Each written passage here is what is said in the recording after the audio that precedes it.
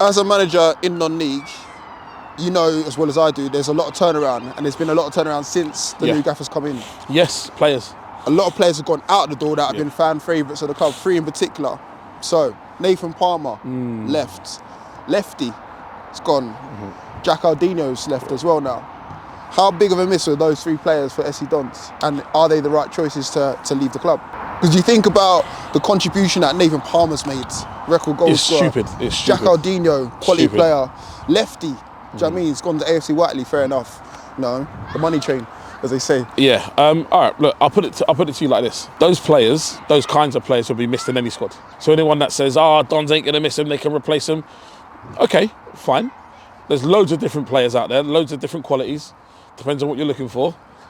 But those players, individually, and their relationship with SC Dons, their relationship with the fans, I got to tell you, I'm not so sure I'd be happy about them leaving. And I think I'll be asking questions as to why they're going. And if I'm a fan, I'll be asking questions. What's going on?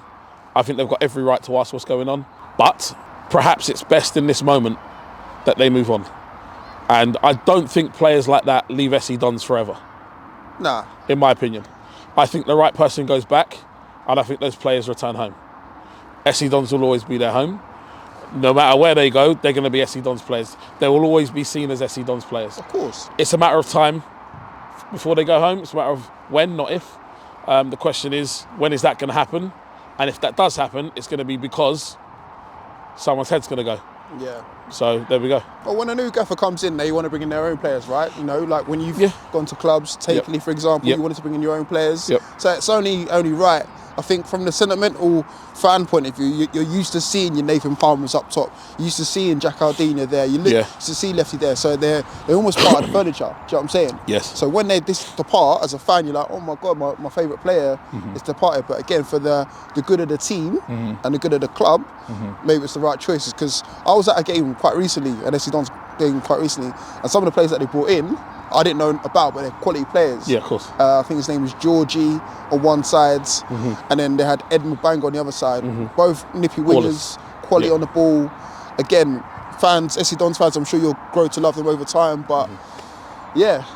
What I say is, players of that quality, like Lefty, like Jackaldinho, like Nathan Palmer, I'll be real, those are not the players that you let go. That's your Bruno Fernandes, that's your Ronaldinho. Those aren't the one. They're your marquee players. They don't go anywhere. That's just for me. In my experience, stepping into other environments, yes, I've brought in some of my own players in clubs. Very, very few. And there's a good reason for it. I like going into a club and leaving the players that know the club, that love the club, that have it in their heart, that have it in their veins. I like them being on that pitch for the club because they're going to give me something. And if they're not going to give me something, they're going to give something for the shirt, for the badge, not just me. So I actually prefer to keep those kinds of players in place. And I start asking myself, how can I repurpose this player? How can I give them a new objective, a new challenge? How can I keep them interested, keep them keen? Do you think those decisions were above Strapsy and G, for example? Do you think it was just solely reliant on the manager? Because no. Or you think they had a hand in it as well? I don't think... It's very, very hard to say. Because remember, they're the faces of the brand. They're not the manager. Do you know what I mean? Yes. The buck stops with the manager, and I know full well they want to just hand it over to the manager and look after the brand point of view. Do you know what I'm saying? With all respect to the gaffer, this is what I'll say in his defence. I don't know him. I've seen him work. No matter how good or bad a coach anybody is, I don't think he would ever want to get rid of those kinds of players. Not intentionally, not himself. So I think that choice was probably made by the environment. I think, again, I don't know anything. I don't have any inside information.